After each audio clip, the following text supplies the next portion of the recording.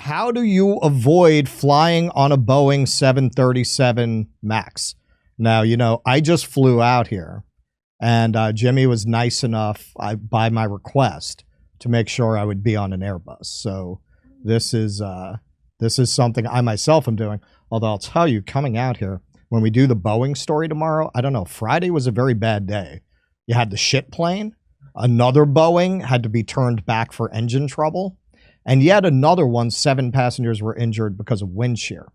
Now, the wind shear part, I got to say, man, the flight from New York to here, and I was on an Airbus, that was the most turbulent flight I've ever been on. Like where the stewardesses are like getting knocked back and forth in the aisle. And because the God that I know is a God who would think it was really funny for the guy who keeps doing Boeing stories to crash in an Airbus, I was shitting myself. I was like, this is God, man. This is God. This is exactly the kind of thing that cracks God up. But I'm here.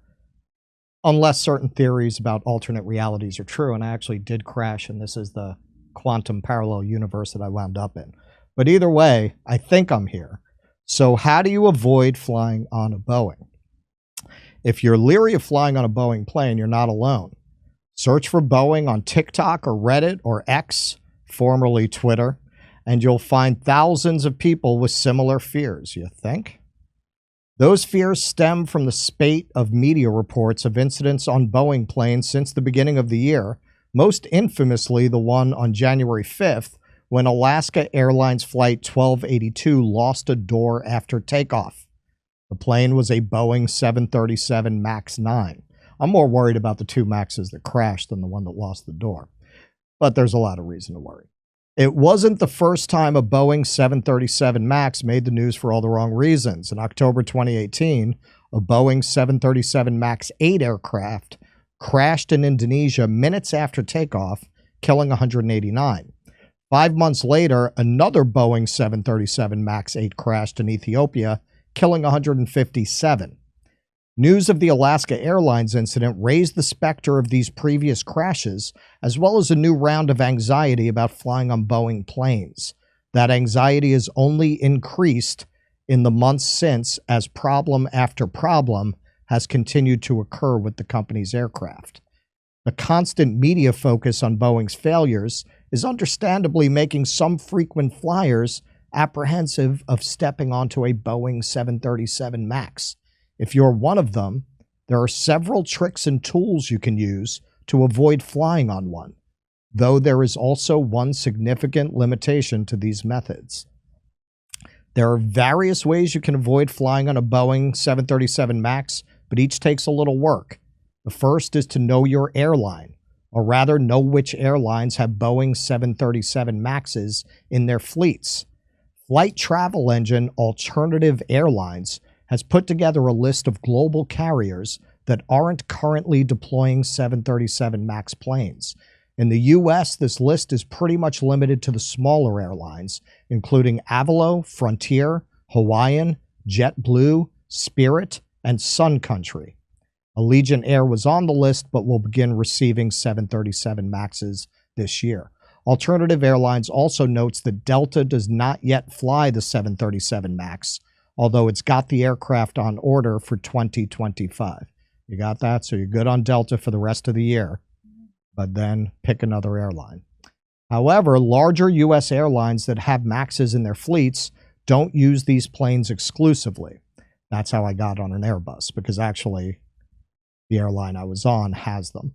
So it's still possible to fly on most airlines without being guaranteed you'll be put on a MAX. That's why the second step to avoid flying on a MAX is to get familiar with reading the details of search results on popular travel websites. When you enter your search on Google Flights and browse through the results, you can see if the flight you're considering is using which aircraft. In the search result, click on the drop-down arrow next to any leg of your trip, and below the arrival time, you'll see the make and model of the plane. If it's a plane you don't want to fly on, simply look for an alternative flight using an aircraft that is acceptable to you. Still, this method relies on you manually checking the type of plane. That's why the third option might be best. Use a flight... Stay home. Oh, no. Well, that's what Keaton does. That's what I do. Works every time.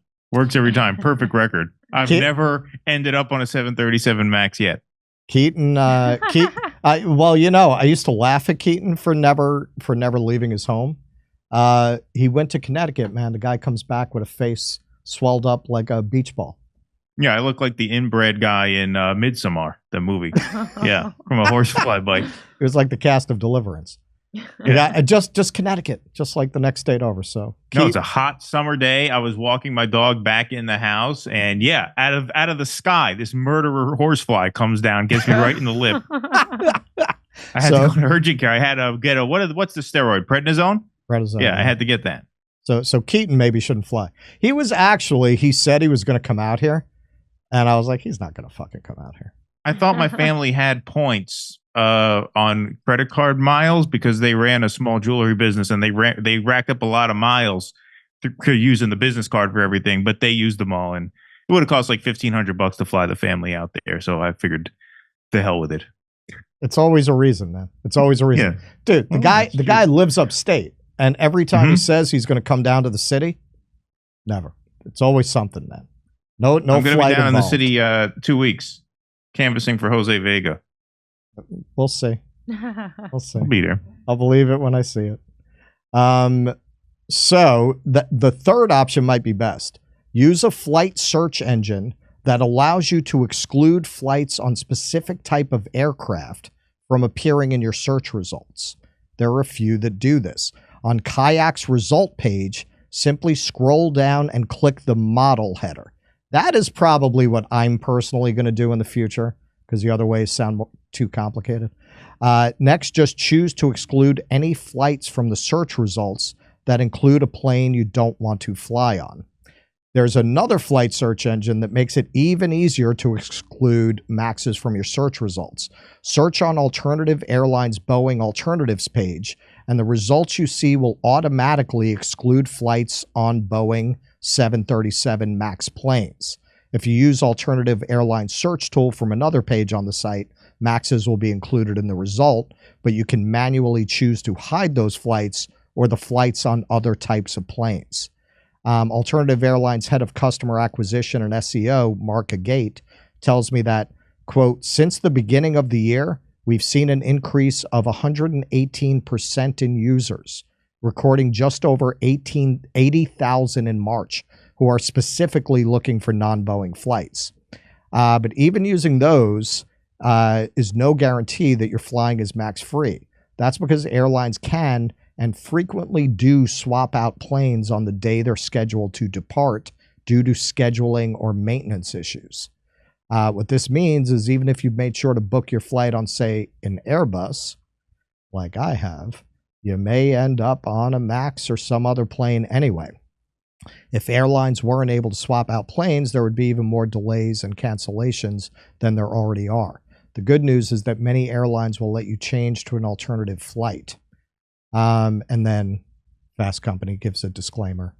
Flying is very safe, and it's true. It's true. Bus and rail travel are much deadlier than plane travel, and passenger vehicle travel dwarfs them both. Although I would submit that Boeing is doing its damnedest to change those statistics. But for now, yes, that is true. Those other methods of travel are safer. Nonetheless, I am avoiding Boeing planes whenever possible. I would never get on a MAX. I'm not saying I would never get on a Boeing, although I don't think it's a coincidence that the poop plane was 7 years old. The newer Boeings, even when they're not MAXs, were made under this regime that a certain whistleblower met with an untimely end, shall we say, in a parking lot, talking about how in order to meet the production schedule, they were taking scrap parts out of the garbage and putting them on planes. So anything that's been made under that regime, I think is dicey, even if it's not a MAX. Anything, Keaton? Does this make you definitely affirmed in your determination never to leave Albany? Well, I do read the numbers just as you cited there. And it's true, air travel is still generally very safe. So that's one thing to think about. But, an airplane is a lot like a vaccine. It's generally safe, but you still want it to be made the right way. right? And you're like it's not the kind of thing. True. It's not the kind of thing where you want to read stories like this. You know what I mean? So yeah, no, it definitely does not put people's minds at ease. And as you can see there, the numbers are already starting to bear out. The people are very sort of aware of this and they're seeking out alternative options. And this is before, as you've said in the past, and what we hope to God, obviously, that this does not happen, but it seems likely at this rate that sooner or later, one of these things is going to go down and kill a couple hundred people. At that point, come on. At that point, these searches for alternative airplanes are going to go through the roof, to the point where it's really going to hurt them in the market, which means they're going to have to start another 2 or 3 wars to keep Boeing in business, because the government pretty soon is going to be the only person on their list of people who will actually buy these things.